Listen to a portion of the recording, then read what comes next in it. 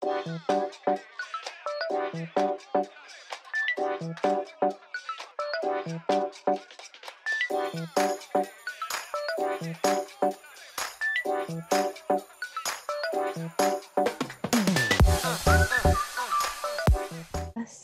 sore adik-adik maupun ini sepertinya ada teman saya di sini join juga.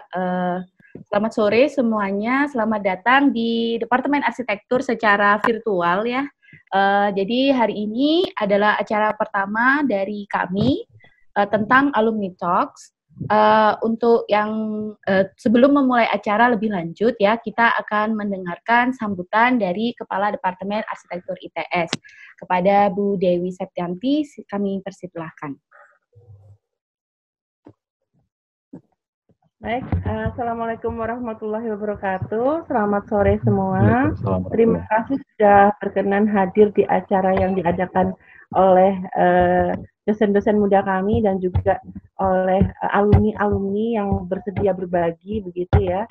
Jadi acara ini sebetulnya tadinya inisiasi oleh beberapa orang dosen muda begitu, tapi kemudian kami tarik menjadi acara departemen dan juga acara yang akan kita launching bersama dengan Ikatan Alumni Arsitektur ITS. Jadi mudah-mudahan setelah ini akan ada acara yang lebih besar lagi yang untuk merayakan 55 tahun ulang tahun arsitektur ITS. Jadi tahun ini arsitektur ITS genap berusia 55 tahun September depan. Jadi harapannya sepanjang itu dari mulai saat ini sampai ke depannya nanti itu sampai dengan acara besarnya di September 2020 nanti itu akan ada rangkaian acara-acara seperti ini terutama alumni berbagi. Jadi harapannya selain bisa memberikan pengetahuan buat adik-adik mahasiswa, juga mungkin untuk dosen-dosen muda, juga untuk teman-teman dosen yang sesama angkatan Bu Dewi begitu, dan juga di atasnya, dan juga buat alumni-alumni kita. Jadi alumni di sini juga bisa sharing apa saja pengetahuan terutama yang berhubungan dengan arsitektur, pengalaman, dan juga kegiatan-kegiatan yang berhubungan dengan kegiatan yang mereka lakukan sepanjang ini selama mereka menjadi seorang arsitek ataupun menjadi seorang desainer dan sebagainya, itu monggo untuk di-share kemari. Jadi bisa ditampilkan juga, misalnya bisa menghubungi kami dari panitia, dari departemen ataupun dari Bu Fenty, Pak Iwan dan teman-teman dosen yang menjadi panitia di sini, itu untuk ikut terlibat barangkali di webinar yang berikutnya. Jadi saya persilakan kepada rekan-rekan alumni untuk bisa berbagi kepada adik-adiknya, dan ini juga tidak dibatasi untuk alumni ITS saja, tetapi juga untuk alumni arsitektur secara keseluruhan. Jadi kita juga saling sharing informasi, saling sharing pengetahuan. Jadi mari kita sama-sama berkarya meskipun kita terbatasi oleh fisik seperti sekarang ini karena COVID-19, tetapi untuk pengetahuan, untuk sharing informasi kita tidak akan terkungkung lagi begitu ya. Kita tetap sharing dan kita tetap terbuka. Kemudian untuk Mas Rijan Satria yang hari ini bersedia untuk berbagi pengalamannya, kemudian pengetahuannya, terutama untuk kompetisi arsitektur, saya sangat berterima kasih sekali. Dan juga kepada adik-adik mahasiswa yang mungkin masih senang untuk ikut kompetisi dan sebagainya, ataupun mungkin untuk teman-teman sesama dosennya juga ingin itu berkompetisi dan sebagainya, ini adalah sebuah pengalaman yang bagus untuk kita simak bersama. Mungkin harapan kedepannya, harapan juga untuk semuanya, semoga webinar kali ini bisa beri manfaat buat kita semua. Amin. Terima kasih. Terima kasih sekali lagi atas partisipasinya. Wassalamualaikum warahmatullahi wabarakatuh. Saya kembalikan kepada Bu Fenty. Waalaikumsalam. Terima kasih Bu Dewi. Ya, sebentar. Jadi itu tadi sambutan ya, sekilas sambutan dari Bu Dewi. Jadi acara Alumni Talks ini memang diperuntukkan teman-teman atau semua orang yang berkecimpung di bidang arsitektur dan ingin mengetahui sebenarnya di arsitektur tuh ngapain aja sih gitu. Nah, untuk yang topik kali ini itu tentang Mastering Architecture Competition. Sebelumnya, pertama-tama saya memperkenalkan diri. Bagi ini mungkin ada kemarin waktu saya lihat formsnya ada yang dari Bengkulu, ada yang dari Halu Oleo, dari ITN Malang. Perkenalkan, di sini saya Fenty. Saya akan menjadi moderator dan juga MC dalam talks hari ini. Nah, di sini kita sudah kedatangan seseorang alumni ITS, arsitektur ITS. Beliau merupakan alumni atau angkatan 44, angkatan 2009, jadi 1 tahun di atas saya. Beliau ini dulu kalau dia itu aktivis himpunan, jadi beliau adalah wakil himpunan, ya nggak sih Mas? Saya jadi agak-agak lupa nih ya, Wakahima. Ya, betul. Wakahima tahun 2010 sampai 2011. 2011 sampai 2012. Oh, salah balik ya, 2011 sampai 2012. Nah, jadi beliaunya ini juga terkenal sering dan aktif mengikuti kompetisi arsitektur, kompetisi dan sayembara. Tidak hanya pada saat berkuliah, tapi juga pada saat beliau sekarang berprofesi menjadi seorang arsitek di Perumnas, beliau masih sangat aktif dalam mengikuti kompetisi. Nah, untuk itu, kita perlu nih yang namanya tahu kira-kira apa sih tips dan trik yang bisa kita ambil untuk mengikuti kompetisi-kompetisi atau sayembara arsitektur yang sudah ada. Ini sangat berguna bagi adik-adik, mahasiswa, maupun nih teman-teman yang lagi menjalani profesi sebagai arsitek untuk mengembangkan keprofesian kita agar lebih istilahnya mendapat exposure lebih dari masyarakat umum. Nah, sekarang kita langsung saja mendapatkan paparan dari Mas Rigan. Silakan Mas Rigan. Baik, terima kasih atas kesempatan yang diberikan. Sungguh suatu kehormatan bagi saya untuk bisa memberikan sharing session di Departemen Arsitektur ITS ya. Sekarang yang namanya ya. Ya, jadi, sekarang namanya departemen Mas. Departemen ya, kalau dulu kan jurusan. Betul. Nah, ini sekarang saya berarti akan share screen ya. Oke.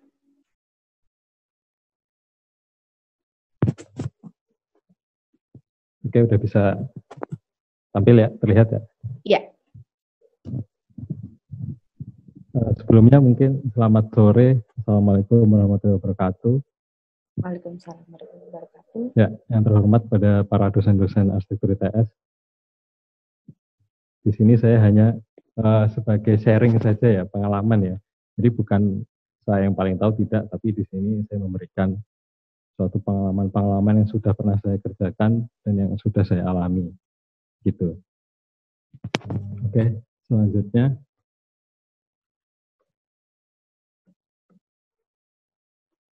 Nah, mungkin bagi yang belum kenal, saya perkenalkan diri dulu ya, Fenty ya. Iya, silakan. Nama saya Rigan Satria Asmara Putra, nama panjangnya, tapi biasanya banyak orang cuma manggilnya Rigan Satria saja. Pendidikan saya S1 Arsitektur ITS tahun 2009.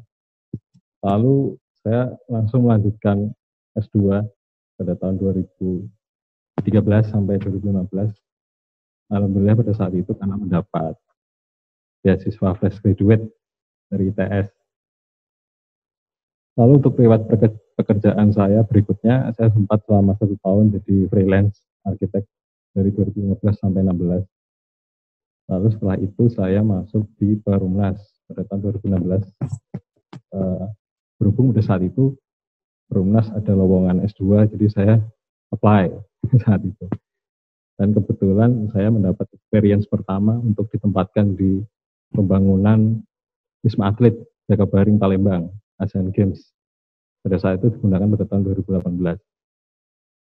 Nah setelah itu baru saya pindah ke kantor pusat Perumnas di Jakarta Timur sebagai officer perencanaan teknis bangunan tinggi yang saat ini fokusnya ke rumah susun dan apartemen di divisi desain center. Bagi teman-teman mahasiswa barangkali kalau mau magang juga bisa loh, hubungi saya, nanti bisa saya rekomendasikan. Karena banyak sekali sih sebenarnya teman-teman kampus lain yang magang di tempat kami ini. Oke. Ini mungkin masuk ke materi utama ya. Yang pertama mungkin apa sih sebenarnya sayembara arsitektur itu dan kenapa kok bisa dinamakan sayembara? Tuh. Nah, kalau saya mengambil dari websitenya IAI, sayembara arsitektur itu adalah sebuah kompetisi atau sebuah perlombaan untuk mendapatkan yang terbaik. Pengertian sayembara ini tentunya sangat relatif ya, tergantung dari tolok ukur yang digunakan. Ada sayembara yang memilih arsitek terbaik, ada pula sayembara yang memilih rancangan terbaik. Jadi di sini konteksnya adalah sayembara itu tidak mencari desain yang paling bagus atau yang paling keren atau estetik gitu istilahnya, tetapi yang paling memenuhi kriteria yang diminta. Nah, tentunya KAK atau kerangka acuan kerja itulah yang paling penting yang harus kita pahami bersama. Nah, di sini saya membagi dua macam sayembara ya. Yang pertama ada sayembara mahasiswa, lalu ada sayembara profesional. Sayembara mahasiswa ini saya ambil contoh Ars Project ya, ini diadakan oleh teman-teman himpunan sendiri, Tapati. Lalu yang kedua ini contohnya sayembara profesional adalah sayembara desain arsitektur Nusantara yang diadakan oleh Propan pada saat itu.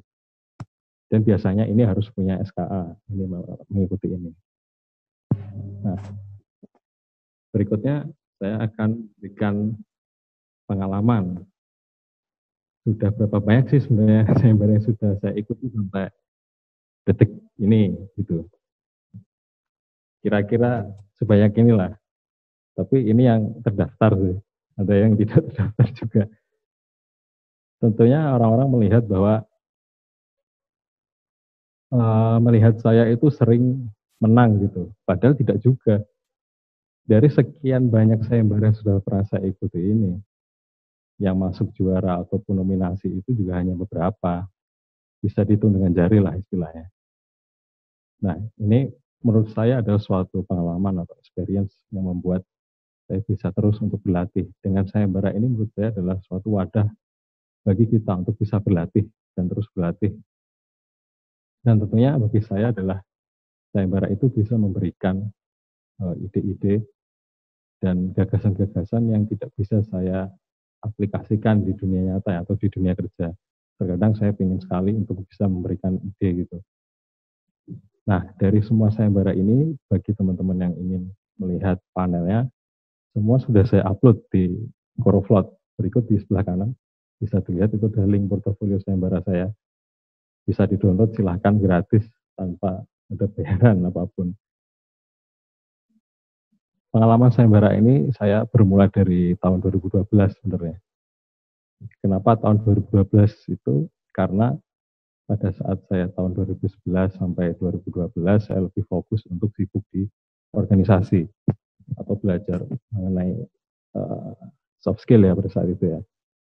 Lalu pada tahun terakhir itu saya memutuskan untuk fokus ke akademis.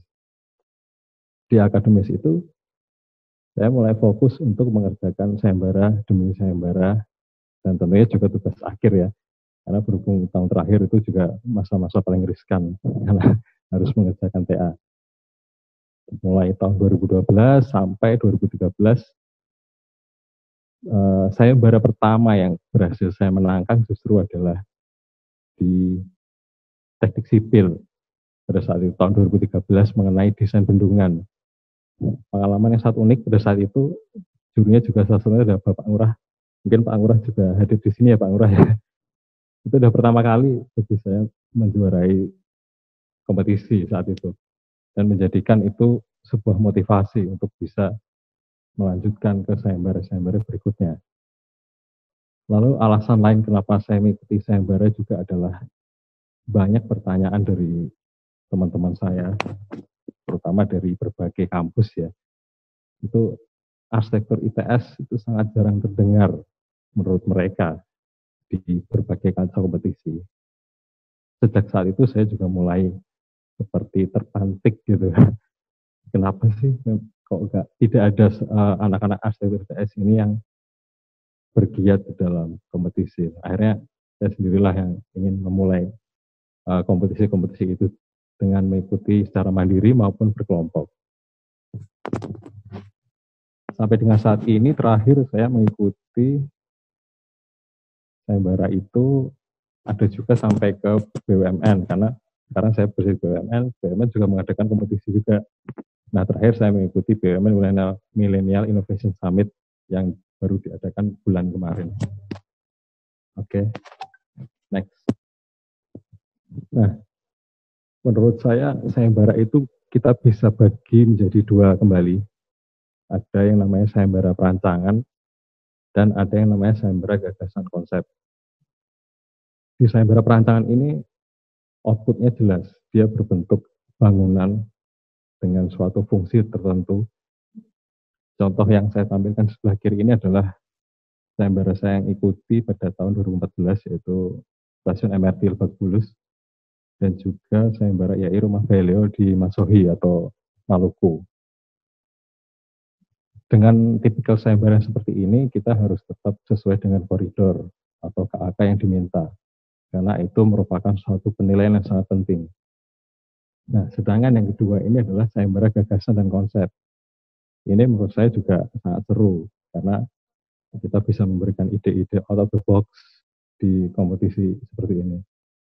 Ini saya mengambil contoh sayembara yang pernah kami ikuti, ini kelompok juga bersama dengan teman-teman junior saya saat itu, di UGM, WEX UGM, Evolve to Human. Jadi temanya itu sangat unik, karena kita harus membuat suatu bentuk manusia di masa depan dan arsitektur di masa depan, tapi after bencana besar seperti itu. Sangat unik. Dan saat itu kami membuat ide manusia akan berubah menjadi kelelawar. Kalau teman-teman banyak yang penasaran, silahkan bisa dilihat di Powerplot saya nanti kalau ingin lebih dalam. Dan alhamdulillah mendapat juara 2 saat itu di UGM. Lalu berikutnya, ini ada salah satu contohnya, yaitu 120 Hours Architecture Competition, yaitu sayembara yang diadakan dalam waktu 120 jam saja untuk dikerjakan dengan suatu set tertentu. Ini kami juga mengikutinya tim saat itu, dengan lokasi di site di Kutub Utara. Core-nya adalah bagaimana caranya bangunan-bangunan di Antartika ini tidak tenggelam dengan kenaikan muka air laut saat itu. Seperti itu. Jadi sangat menarik sebenarnya sayembara konsep. Oke, selanjutnya ini adalah materi utama sebenarnya. Kita baru masuk ke materi utamanya. Tips dan trik mengerjakan sayembara. Ini berdasarkan pengalaman saya saja di sini ya, bukan untuk menggurui, tapi silahkan ambil manfaat-manfaat yang akan saya sharing di sini. Yang pertama adalah ide dan gagasan. Ide dan gagasan ini menurut saya ada dua. Jadi ada yang out of the box dan ada yang sesuai dengan koridor atau KAK. Ini sangat penting. Yang out of the box ini bisa kita aplikasikan di sayembara konsep. Itu sangat masuk tentunya. Sedangkan sayembara perancangan itu dia harus sesuai dengan koridor atau KAK yang diminta. Itu sangat penting. Nah, ini adalah contohnya. Kita bisa melihat di sebelah kiri ini adalah sayembara gagasan konsep. Ini saya ambil sebenarnya dari Evolo Skyscraper. Jadi dia benar-benar membuat suatu ide yang out of the box, yaitu menggabungkan penjara dan suatu konteks tertentu. Di sini adalah pertanian. Dia membuat penjara, tapi bisa menghasilkan hasil-hasil pertanian. Itu sangat tidak kita pikirkan tentunya ya. Nah, yang sebelah kanan itu, di kanan bawah, itu ada salah satu contoh sayembara perancangan yang saya ikuti. Yaitu perancangan sayembara Masjid Nurul Amal di Bekasi. Kalau ini jelas, kita pasti tahu kalau sayembara bangunan itu mempunyai suatu output tertentu. Dan tentunya kita nggak mungkin ketika kita diminta untuk membuat masjid, tapi kita malah membuat yang lain. Nah, itu pasti gagal seperti itu. Nah, menurut saya tips untuk memahami KAK itu bisa kita bagi. Saya memberikan sebuah poin-poin tertentu. Di sini saya akan menjelaskan terkait dengan KAK. Dari KAK ini tentunya sangat penting untuk yang sayembara perancangan. Yang pertama adalah pahami TOR atau Term of Reference. Lalu biasanya saya akan membuat sebuah resume singkat dari KAK tersebut untuk memudahkan pemahaman kita terhadap KAK yang diberikan dari penyelenggara. Lalu juga pahami kriteria penilaian yang diminta. Salah satu poin penting dari sayembara itu adalah kriteria penilaian sebetulnya. Nah, dari kriteria penilaian itu kita akan buat list dari poin-poin yang diminta itu. Setelah itu, poin selanjutnya adalah kumpulkan literatur ataupun ide-ide untuk menjawab setiap poin yang diminta. Itu menurut saya poin yang sangat penting yang harus kita tekankan ya dalam membuat suatu sayembara. Nah, yang kedua nih, panel karya. Di panel karya ini ada beberapa penekanan yang harus saya sampaikan. Yang pertama adalah image utama, lalu ada deskripsi yang jelas, alur membaca, yang terakhir adalah layout rapi dan mudah untuk dibaca. Ini sangat penting karena dalam penilaian sayembara itu ketika kita tidak membuat suatu layout yang rapi atau tulisannya sangat kecil, mungkin itu sangat memberatkan bagi para juri. Sebetulnya.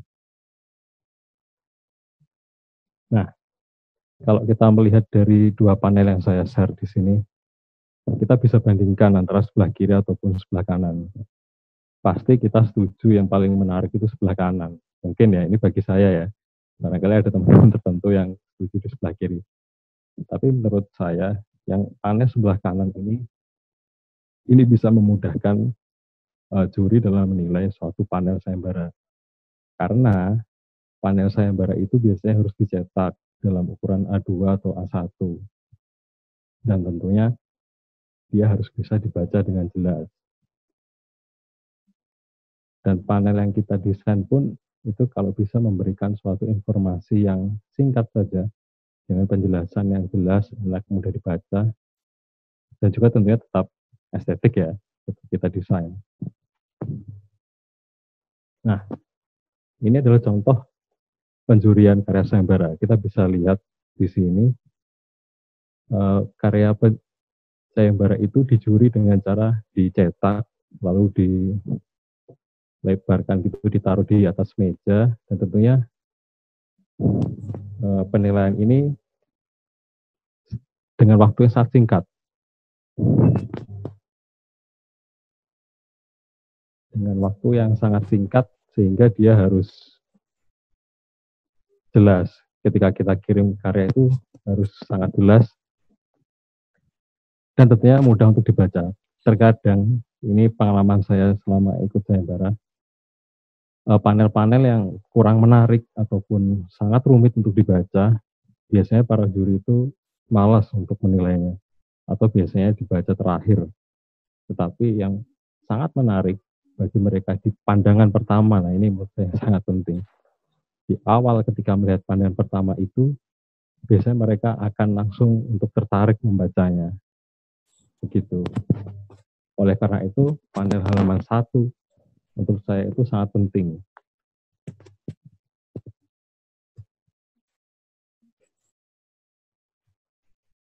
Oke, untuk selanjutnya.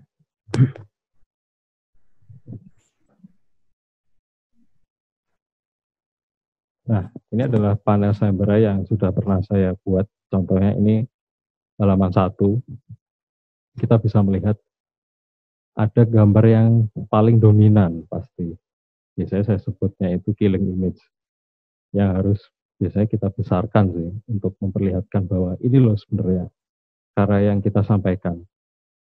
Dan jangan lupa judulnya juga mengikuti komposisi yang sama besarnya. Sehingga para juri itu bisa langsung tahu, oh itu judulnya ini, bangunannya seperti ini.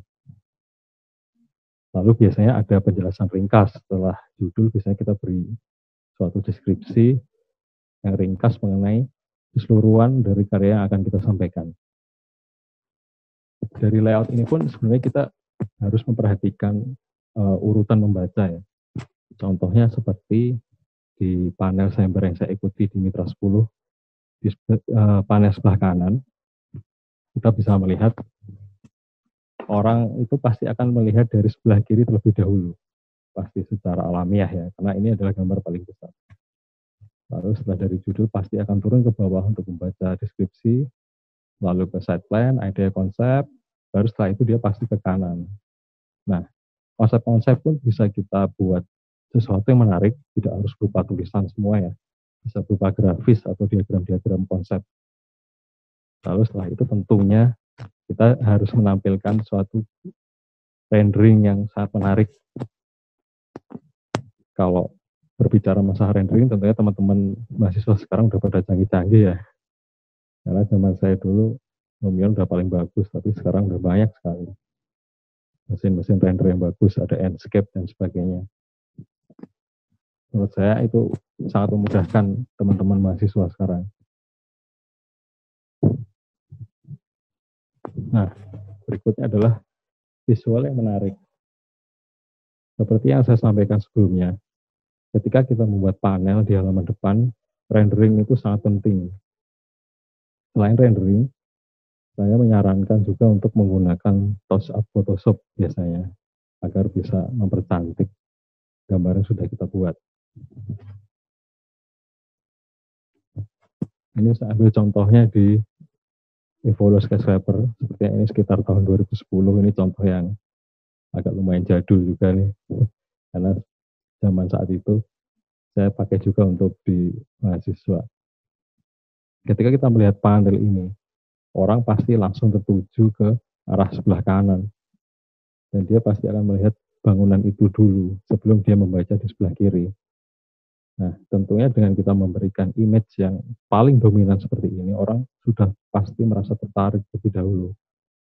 Lalu setelah itu dia akan membaca konsep yang akan kita sampaikan.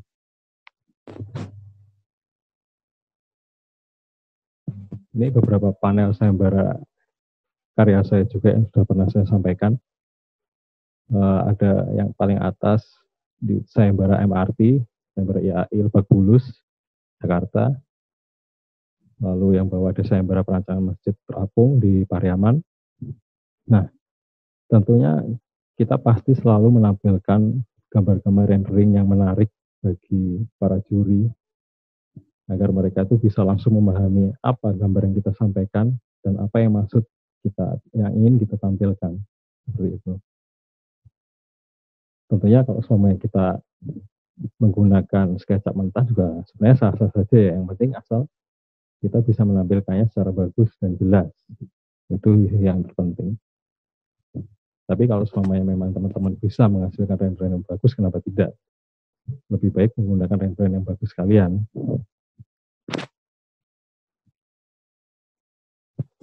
Nah, berikutnya setelah dari gambar atau panel halaman pertama itu, tentunya dalam sayembara perancangan itu pasti diminta yang namanya DNA tampak ataupun potongan. Saran dari saya, DNA tampak potongan itu tetap harus dibuat dalam bentuk yang menarik gitu. Jadi jangan berupa gambar hitam putih dari AutoCAD gitu, menurut saya itu sangat tidak direkomendasikan. Karena bakal tidak dilirik oleh para juri seperti itu. Seperti ini contohnya, ketika kita bikin gambar potongan, kita bisa memberikan warna-warna atau skema-skema seperti itu. Dan tentunya bisa menghemat waktu sih sebenarnya. Ketika kita mengerjakan suatu sayembara itu langsung menggunakan 3D atau 3D SketchUp, itu bisa menghemat waktu karena kita langsung bisa membuat DNA tampak potongan sekaligus. Kalau semuanya kita berangkat dari AutoCAD, terkadang kita justru malah terlalu lama mengulik gambar sehingga detail-detail yang diminta yang lain seperti DNA tampak potongan, perspektif akhirnya tidak kepegang, dan itu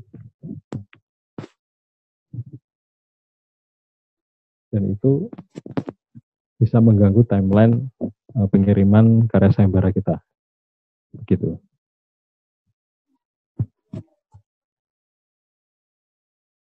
Nah, berikutnya ini yang paling penting juga, ini manajemen waktu. Di dalam kita mengikuti sayembara, tentunya manajemen waktu ini sangat penting. Menurut saya ada beberapa poin-poin penting di dalam manajemen waktu itu, antara lain proses pencarian ide, Ini tentunya sangat menghabiskan waktu di awal-awal kita mengikuti sayembara. Lalu ada eksplorasi desain, ada pembuatan desain, pembuatan panel karya, pengiriman karya. Nah, kita benar-benar harus bisa atur sampai dengan deadline itu, jangan sampai terlambat ataupun pekerjaannya sistem SKS atau sistem ngebut semalam. Itu sangat-sangat jangan harus dihindari seperti itu. Nah, saran dari saya, kita bisa buat timeline yang sederhana dengan pembagian tugas. Kalau semuanya kita mengerjakan sayembara itu berkelompok, dan kita akan harus tentukan deadline-nya kapan. Menurut saya dengan timeline seperti ini membuat kerja kita menjadi terarah, dan kita bisa menyelesaikan tugas dengan tepat waktu tentunya. Kita harus perhatikan juga proses pendaftaran data administrasi. Terkadang ada beberapa sayembara yang meminta proses administrasi pendaftaran untuk mendapatkan nomor peserta. Nah, kalau bisa kita sebaiknya memberikan itu di awal saat membuat karya sayembara. Karena terkadang kita bisa lupa, ternyata belum daftar nih, padahal deadline udah hampir mendekati. Nah, seperti itu. Lalu perhatikan juga waktu pembuatan desain, harus kita berikan deadline, karena yang namanya sayembara itu tentunya nggak akan pernah selesai ketika kita ekspor terus. Tapi yang terpenting tetap mengacu di KAK atau TOR. Kembali lagi ke situ, jangan sampai ketika sayembara perancangan kita keluar dari TOR. Terkadang memang ada beberapa karya sayembara yang di luar TOR malah menang, tapi menurut saya itu sangat jarang sih. Menurut saya sangat jarang sekali. Kalau bisa jangan dilakukan. Yang terpenting adalah tetap memahami KAK dan kriteria penilaian yang harus kita perhatikan. Nah, setelah kita membuat desain, tentunya ada yang namanya pengiriman karya. Pengiriman karya ini harus kita lihat dulu nih, apakah dia online atau dicetak. Ketika dicetak pun, kita harus atur waktunya. Karena terkadang pengiriman karya itu dicetak dalam ukuran yang besar, kertas A1, A2, dan biasanya harus ditempel di infraboard. Nah, itu yang proses paling merepotkan menurut saya. Jadi kalau bisa harus diberi waktu untuk bisa mengemas karya tersebut, lalu mengirimkan dengan menggunakan paket. Terkadang ada beberapa karya sayembara yang diminta dia harus datang sebelum hari sekian, jam sekian. Kalau sama tempat kita jauh, itu jadi masalah soalnya. Kalau dekat sih mungkin bisa cepat ya, atau kita bisa antar sendiri seperti itu. Nah, menurut saya ketika kita mengerjakan sayembara itu, jika memang niat, maka luangkanlah waktu, bukan mengerjakan di waktu luang. Karena terkadang ketika kita mengerjakan di waktu luang, itu justru pasti tidak akan selesai atau tidak kepegang istilahnya. Gitu. Nah, ini saya sharing pengalaman saja di sini. Selama saya mengikuti sayembara itu yang paling kiri, paling atas, ketika saya pertama kali menjuarai sayembara di Teknik Sipil saat itu desain bendungan.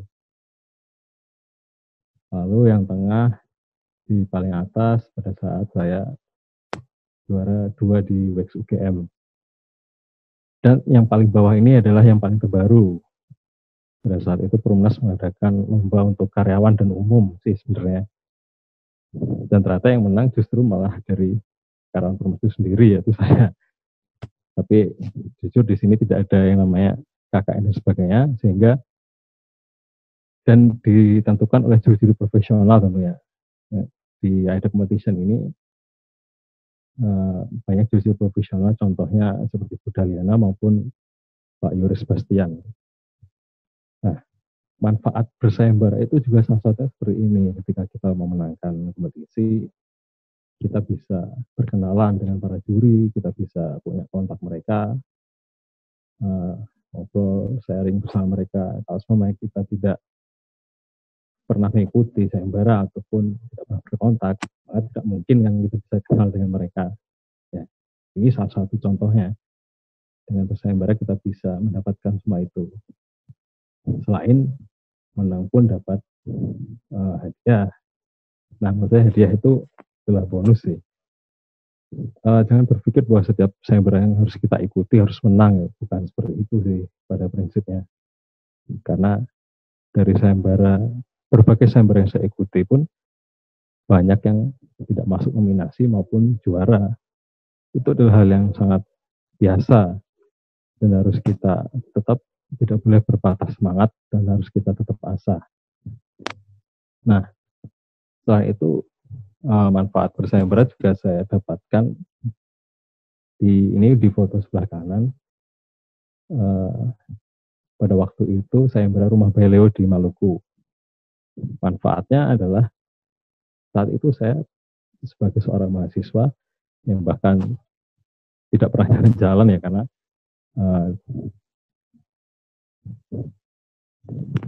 dananya sangat kurang. Nah, ketika kita bisa mengikuti sayembara ini, salah satu contoh manfaatnya adalah mendapatkan jalan-jalan gratis pada saat itu dari pemerintah Provinsi Maluku. Dengan bersayembara seperti ini pun kita bisa presentasi di hadapan wali kota, gubernur, bahkan ke para arsitek-arsitek yang terkenal di Indonesia ya, katanya seperti Pak Yuryantar saat itu jurinya. Dan menurut saya itu suatu pengalaman yang sangat berharga yang bisa kita dapatkan dari berkompetisi atau bersayembara.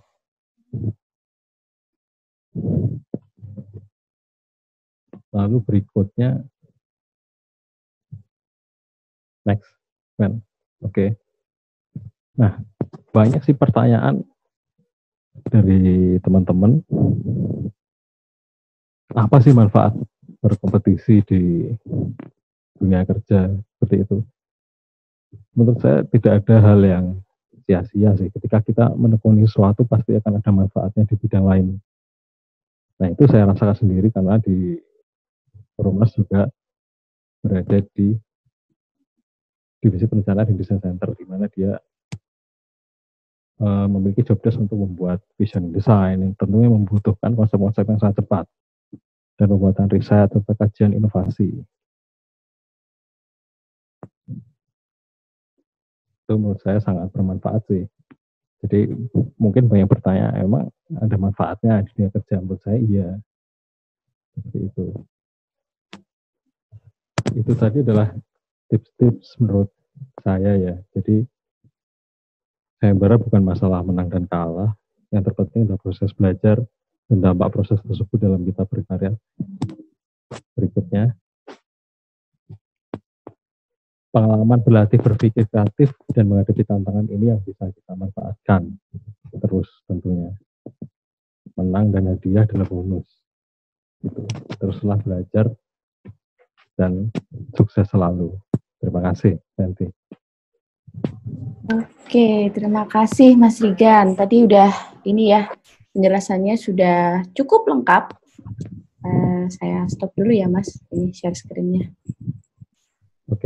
Oke, nah sekarang adik-adik ataupun bapak ibu ataupun kakak-kakak yang ada di sini bisa raise hand kalau memang ada pertanyaan atau kalau mungkin ternyata tidak bisa menyalakan mikrofon dan lain-lain, bisa menggunakan chat box untuk menanyakan perihal apa yang sudah dibicarakan oleh Mas Rigan tentang bagaimana mengikuti sebuah kompetisi atau sayembara arsitektur. Mungkin sambil saya mau nanya-nanya nih Mas, jadi ada beberapa pertanyaan sebenarnya.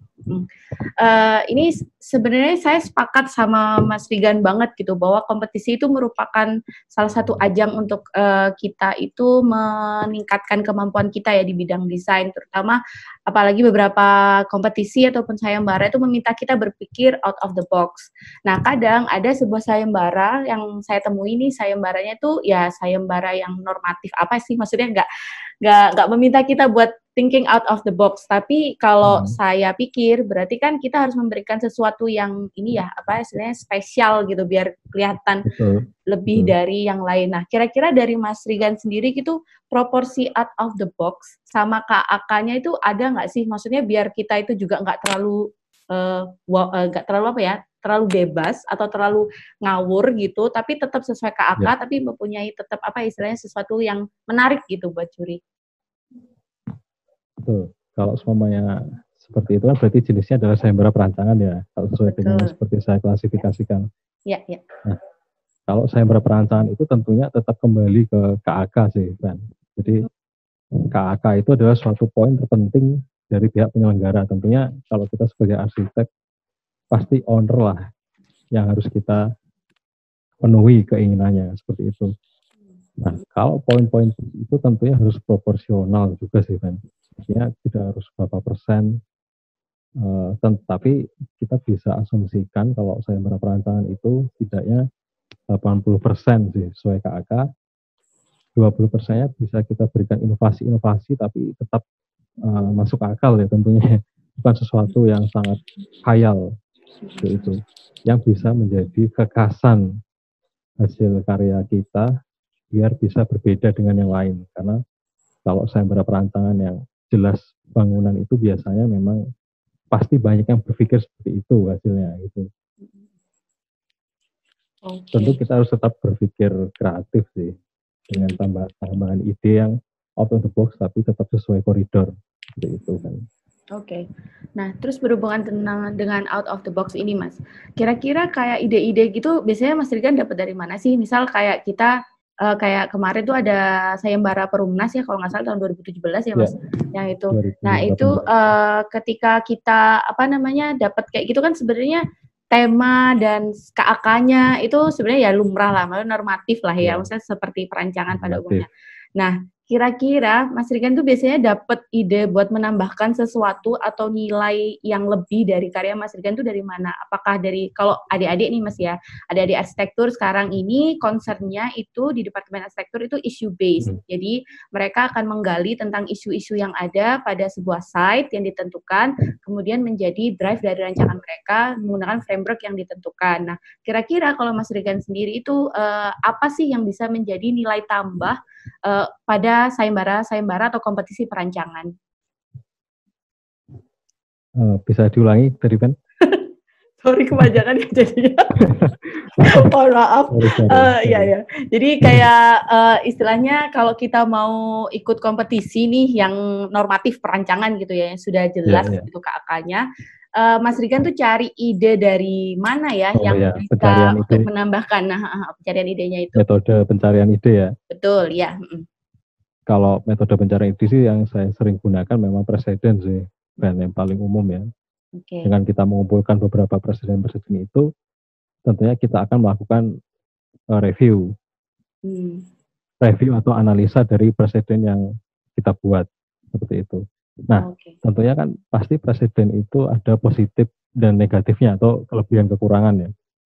Nah, kita bisa mengambil suatu presiden itu, lalu kelebihannya itu kita bisa cari dan kita tambahkan di dalam karya kita nantinya, seperti itu. Kan pasti ada beberapa karya yang kita jadikan presiden tapi ternyata dia kekurangan di wilayah sini. Nah, kita bisa mengisi kekosongan dari atau kekurangan itu dengan kita mencari solusinya dan kita jadikan di karya kita. Begitu. Oke. Jadi dari studi preseden ya, Mas ya. Oke, Mas. Studi preseden sih. Oke. Ya, ini ada Pak Bambang nih yang raise hand dan juga ada yang ini. Sebentar ya, saya unmute dulu Pak Bambang. Ya, monggo Pak Bambang. Halo Rigan, selamat siang. Selamat sore ya. Sore.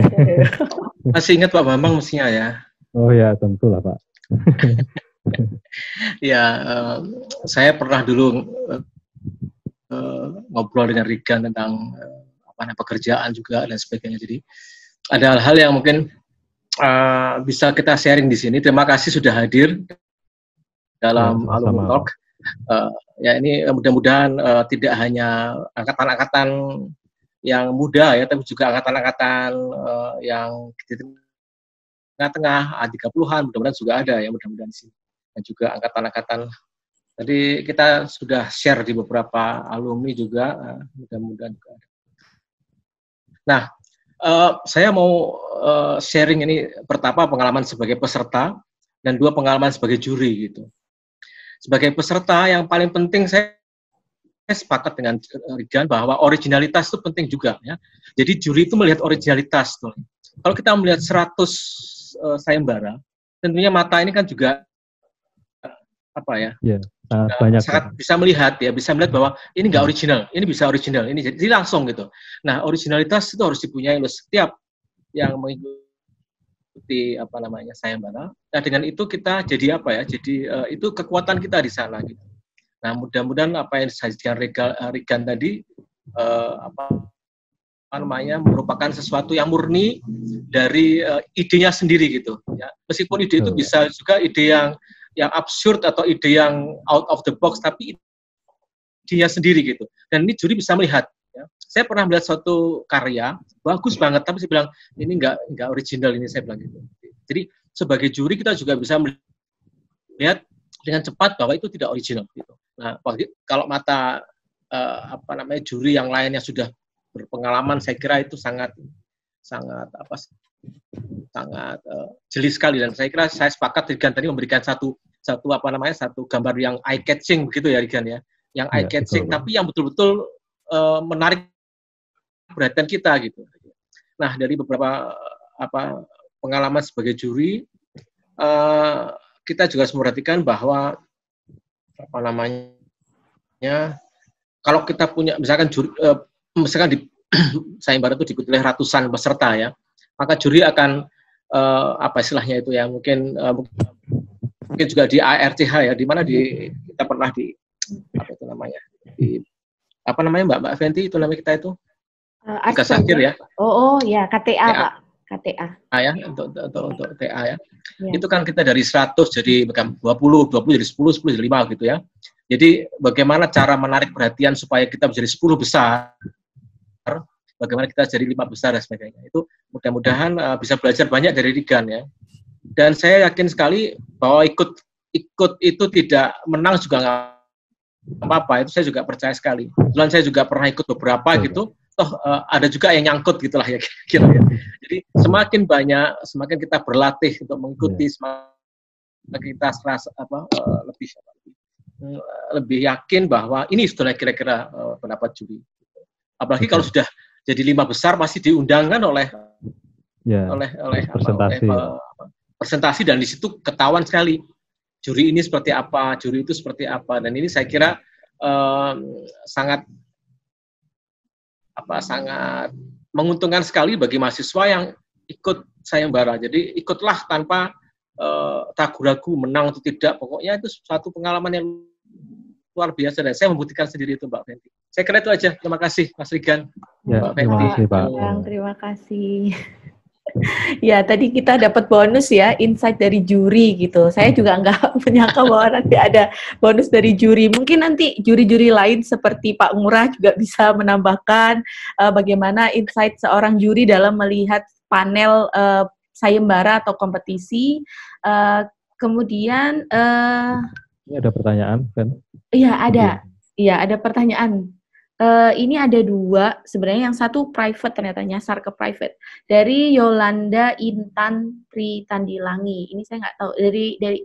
Yolanda ini dari ITS apa dari luar ya? Bisa di chat. Karena dia chat, ini makanya saya bacain aja.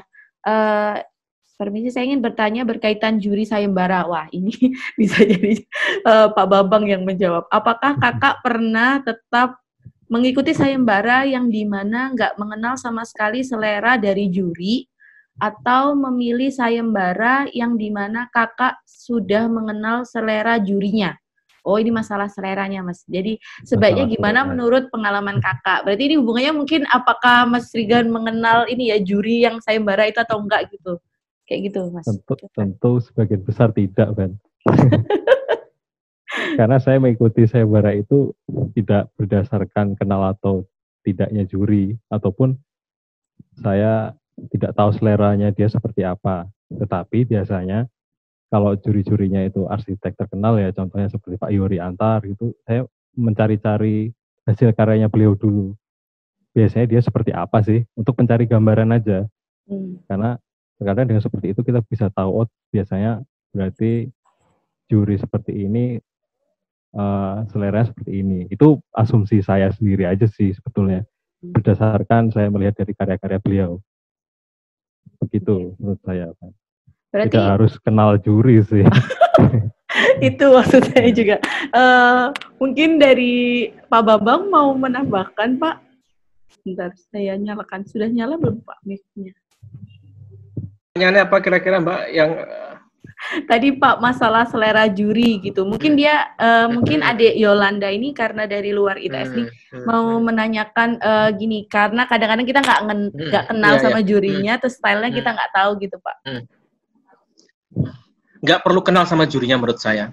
Tetapi maksudnya kalau misalkan kita tahu karakter juri dilihat dari apa namanya, bagaimana dia berpikir ya, bagaimana pemikiran-pemikiran beliau, masih kita akan tahu dari situ. Jadi biasanya kita lihat komposisi juri itu ada yang senior, saya nggak bilang sepuh ya, tapi senior. Kemudian ada juga yang junior, ada yang populer gitu ya, ada seperti itu. Biasanya komposisinya seperti itu. Untuk kita bisa mencakup beberapa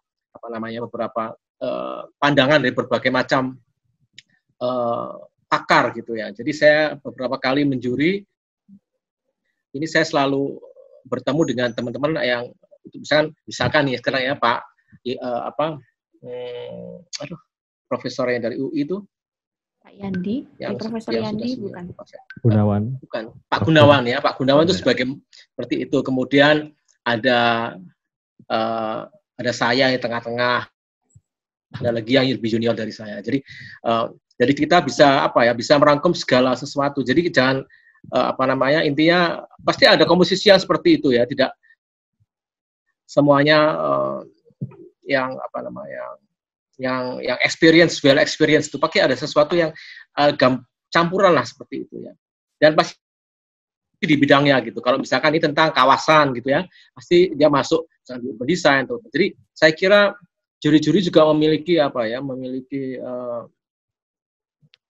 kapasitas dan juga ilmu juga untuk bisa mempertanggungjawabkan karya-karya itu. Tapi kembali kepada apa yang saya sampaikan tadi,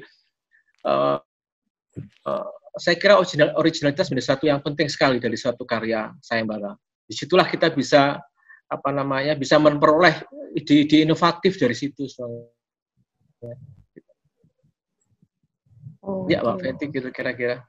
Oke, baik. Jadi dari Pak Bambang sendiri menambahkan bahwa yang penting satu lagi originalitas ya. Jadi terserah nanti style kita mau gimana gitu. Dengan originalitas kita mungkin bisa menangkap gitu perhatian dari juri. Sedangkan dari Mas Rigan sendiri itu kayaknya tidak terlalu memperhatikan ini masalah juri ya. Baik dia kenal atau enggak, pokoknya ya ikut aja lah sayembaranya gitu. Selama kita bisa memberikan apa yang terbaik gitu, mungkin aja kita berkesempatan untuk menang. Nah, ini udah jam 5, tapi ada pertanyaan yang kedua nih, Mas. Yang pertanyaan kedua dari Dinda, ini bagaimana cara membagi tugas atau diskusi yang efektif di antara anggota kelompok karena tiap anggota punya idealisme masing-masing. Wah, iya. Ini sering terjadi nih, terutama ketika menggali konsep gitu. Dan ini pun tidak hanya terjadi di sayembara aja ya, di betul. Sama. Iya. Nah, bagaimana ketika menggali konsep? Oke. Tentunya ketika kita mengikuti suatu sayembara itu, apabila berkelompok, kita pasti sudah kenal dong, pasti teman-teman yang kita ajak kan. Nah, dengan kita sudah mengenali dari teman-teman kita itu, kita pasti juga sudah tahu dia pasti expertnya di bagian mana. Ada yang expert di 3D, atau ada yang konsep. Nah, kita sebagai tim tentu harus bisa mengkombinasikan itu sesuai dengan PIC masing-masing. Itu menurut pengalaman saya seperti itu. Kalau untuk masalah menggali konsep, itu bisa digunakan diskusi bersama sih. Itu udah yang paling efektif menurut saya. Dengan brainstorming dan sebagainya, seperti itu. Oke. Ya. Terima kasih tadi udah pertanyaan kedua gitu. Nah, terima kasih kepada semua yang sudah hadir hari ini. Saya mohon maaf apabila ada salah kata. Jangan lupa Alumni Talks ini adalah kegiatan yang akan dilaksanakan rutin oleh Departemen Arsitektur ITS. Jadi topiknya nanti akan beragam dari keprofesian, dari juga segi perkembangan desain. Jadi adik-adik maupun kakak-kakak saya ataupun teman-teman saya yang kebetulan nonton ini ada yang dari, kalau saya lihat nih ada yang dari Jerman, lambaikan tangan yang dari Jerman. Kemudian ada pesertanya jauh-jauh ya. Iya, pesertanya jauh-jauh ini dari luar negeri sampai. Terus ada yang ini ada teman rekan saya dulu ikut sayembara nih, Adi Garba nih. Iya, ada Adi Garba. Oh iya, teman saya. Ya, jadi buat teman-teman, baik teman-teman saya, kakak kelas saya, dan semua alumni arsitektur ITS bisa melihat Alumni Talks baik di YouTube nanti. Jadi ini akan saya rekam, kemudian akan melalui proses editing terlebih dahulu, kemudian akan kami upload ke Departemen Arsitektur channelnya. Kalian bisa subscribe, terus habis itu tekan loncengnya, biar kalau ada video-video baru dari Departemen Arsitektur, kalian bisa lihat di situ. Nah, harapannya dengan Alumni Talks ini, adik-adik dalam masa pandemi dan masih libur nih, nggak ada studio, bisa mengisi waktu luang waktu luang kalau bosen nonton TV, bosen nonton game, main game, atau bosen baca buku, bisa hadir di sini, ketemu sama alumni-alumni keren dari arsitektur ITS, bisa nambah jaringan, bisa nambah pengetahuan.